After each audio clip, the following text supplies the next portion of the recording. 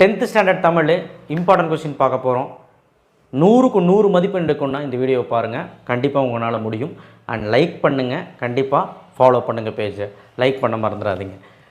வெறும் இந்த questions படிச்சிங்கனாலே 3 8 mark எழுதலாம், 24 மார்க்கு. ஸோ துணைப்பாடம் புயலே ஒரு தோணி, அன்னமையா, கற்கை மேரிஜன் கதை, பாய்ச்சல், இந்த 4 கதையும் பார்த்துக்கோங்க.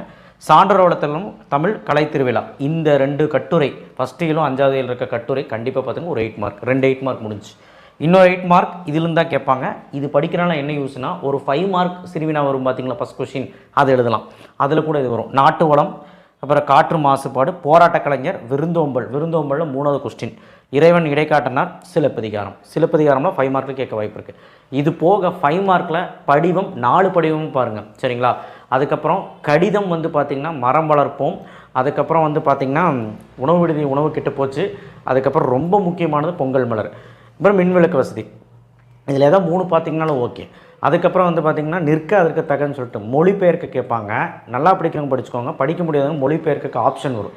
நிற்க அதற்கு தக, பள்ளியிலும் வீட்டிலையும் மாணவன் என்ன செய்வான், இன்சொல் தீய சொல், நன்மைகள் செய்த அறங்கள். ஸோ அந்த மாதிரி வந்து உங்களுக்கு வந்து ஒரு 3 இருக்குது. நான் பேஜ் நம்பரோட யூடியூப்பில் கொடுத்துருக்கேன், பாருங்கள். அதுக்கப்புறம் வந்து பார்த்திங்கன்னா காட்சியை கண்டு கவிஞரை ஜென்ரலாக யூடியூப்பில் நாளைக்கு சொல்லுவேன், கண்டிப்பாக அது பாருங்கள். அதுக்கப்புறம் வந்து பார்த்திங்கன்னா அது ஜென்ரலாக 7க்குமே எழுதுகிற மாதிரி, 7 7க்குமே எழுதுகிற மாதிரி. அதுக்கப்புறம் வந்து பார்த்திங்கன்னா 4 20 மார்க் ஆச்சு. ஒரு சிறுவினா வந்து பார்த்திங்கன்னா ஒரு குறளில் வள்ளுவம் சிறந்த அமைச்சருக்கும் அப்படின்னு சொல்லிட்டு ஒன்று இருக்குது. அதுக்கப்புறம் சிலப்பதிகாரம் மறுவூர் பார்க்கும். அப்புறம் இந்த டீட்டெயிலேருந்து கூட உங்களுக்கு 5 மார்க் வரும். 5 மார்க்கும் 8 மார்க் முடிஞ்சா சிறுவினா பாருங்கள், ஓடிட்டுருக்கோம். ஸோ நீங்கள் செயல் சிறுவினா, உரைநடை சிறுவினா தனியாக கொடுத்துருப்பேன். அதுக்கப்புறம் குருவினா அப்படிங்கிறது நீங்கள் வந்து தெளிவாக நீங்கள் யூடியூப்பில் வந்து பாருங்கள். வெறும் 10 12 கொஸ்டின்ஸ் தான் போட்டிருக்கேன். ஸோ அவ்வளோதான்.